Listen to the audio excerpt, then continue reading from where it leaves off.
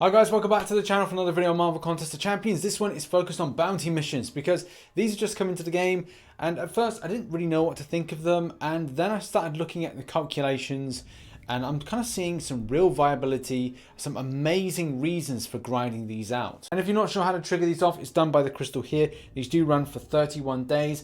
I assume that is the length of this event, which does leave us some incredible figures, and that we'll discuss that at the end of the video. But how these are triggered off is that, like, okay, one expires, and they do talk about coordinating with your alliance. Sometimes it's very difficult to kind of do that, but I guess you've got to say, right, well, we're triggering one off at the moment. Okay, so there's a chance that then 10 other people can do another one with somebody else, and vice versa.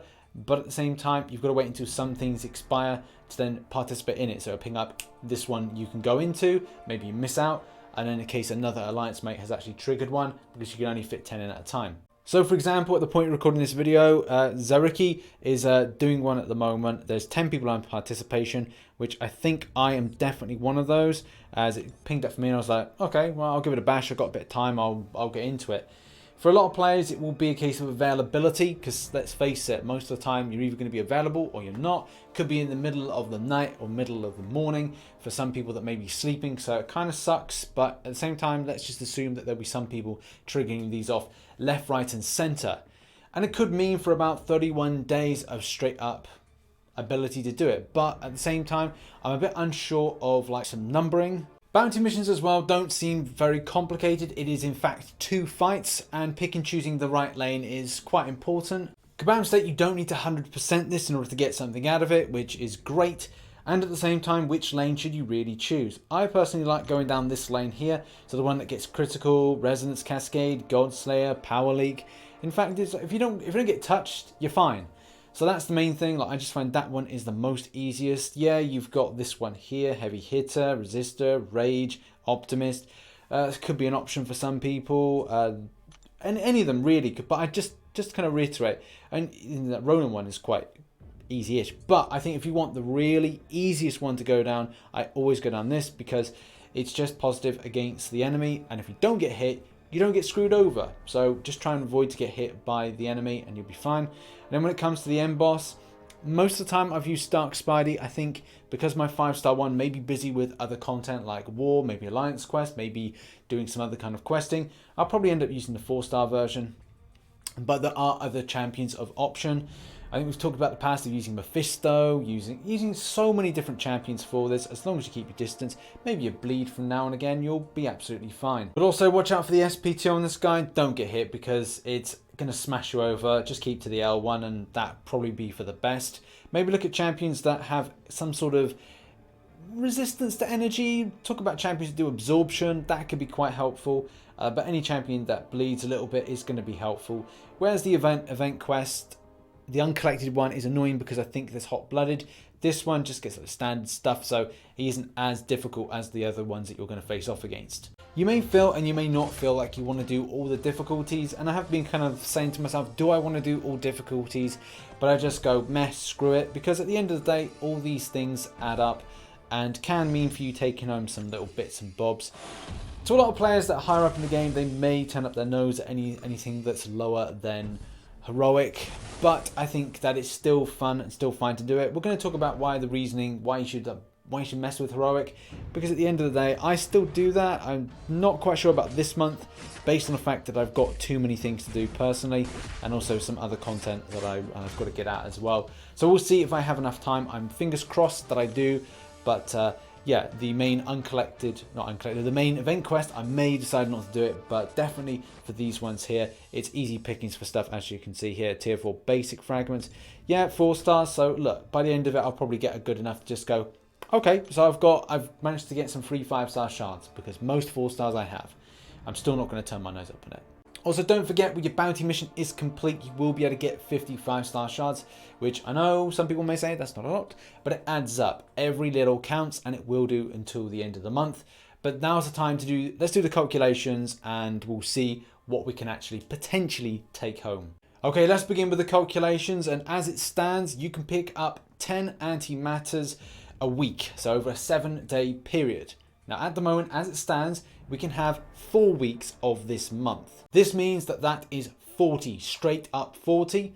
then what you do is you divide that by 2 based on how much an antimatter costs, which is, well, 2, which yes, leaves you with 20. At that point, it makes you kind of think, right, well, if my alliance mates are allowed to have 20 as well, and there's obviously 30 in my alliance, then theoretically that's 600. So we can do 600 of these. Nah, that's not really possible. It's based on the fact that the grind, and it's largely a case you can really only do 3 in a very short period of time. So say there's 24 hours in a day, 21 hours of those, 7 hours a piece.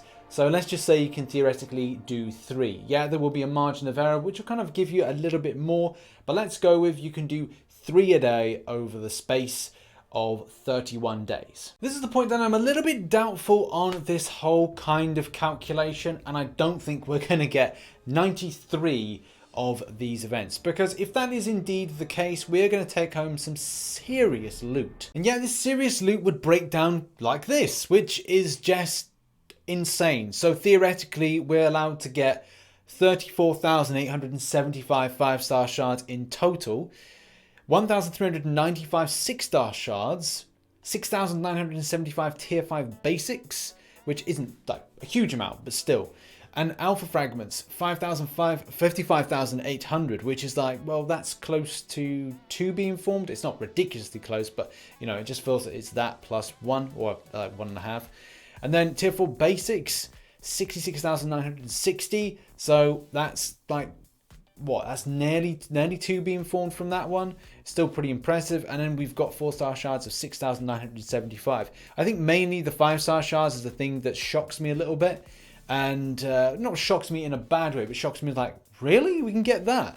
And I don't know if these sums are accurate based on that 93 being represented. Yes or no, could we do that? Is it going to last for 31 days, or is it going to last for 20 days based on this whole kind of thing that's happening? And more than likely, we're going to be building up to a on time, and this will be in conjunction with Avengers Endgame. Yeah, because as you can see, we've got 20 days left to complete the standard quest that's currently on at the moment for Annihilus as well as Human Torch. Is like, it's there, and it's going to be gone fairly shortly. So yeah, what's the deal with this? Is this the case that this runs in conjunction? Do we have 20 days left for this? Because I have done the sums of 20 days worth of this, which works out like this, which is a lot more kind of what I'd expect from Kabam. So instead we've got like 22,500, so that's 2 5-star basics, or 1 and a little bit of a featured if you're going to go for a featured. Then we've got 900 6-star shards, 4,500 tier 5 basic fragments. They've got a fully formed, which seems more logical that it would be a fully formed you can eventually get in the end of a tier 2 alpha. And then we've got tier 4 basic fragments of 43,200, leaving a 4-star shards of 4,500. This seems to me more like what we should be getting, but it's very difficult to get that idea whether or not we're going for 31 days or 20 days or 21 days, whatever you and however you want to kind of balance it in.